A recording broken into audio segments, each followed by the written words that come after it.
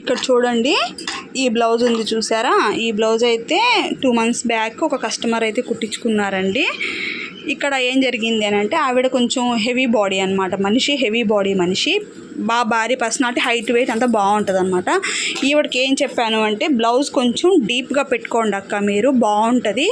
అంటే లావు ఉన్న వాళ్ళకి మరి పైకి వేసుకుంటే ఏమైపోతుంది అంటే బ్లౌజ్ అంతా ముందుకు లాగేస్తుందండి.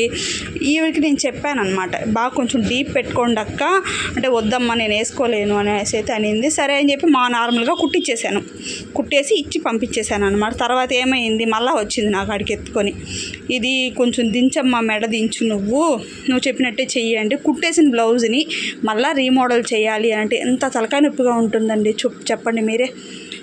నేను చెప్పినప్పుడు ఆవిడ దించి పెట్టుకు, ఇప్పుడు 1 inch వరకు నెక్ అయితే దించమ్మా నేను వేసుకుంటాలే అంటే, అది ఫస్ట్లోనే అడిగాను కదా నేను, దించుకోండి అక్క బాగుంటుంది, ఇప్పుడు దించాలంటే ఎంత కష్టమైపోతుందండి.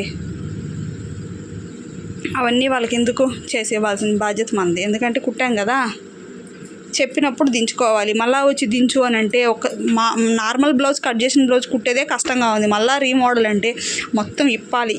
ఇప్పేటప్పుడు చిరిగిన పట్టిన ఎంత ఇబ్బంది అయిపోతుంది చెప్పండి. ఇదైతే నీట్గా అంతా ఇప్పి పెట్టారనమాట. మా ఆయన ఖాళీ చూసుకొని మొత్తం ఇప్పారు. ఇప్పుడు 1 inch నెక్ అయితే కట్ చేసి మళ్ళీ దీనికి పైపింగ్ వేయాలన్నమాట.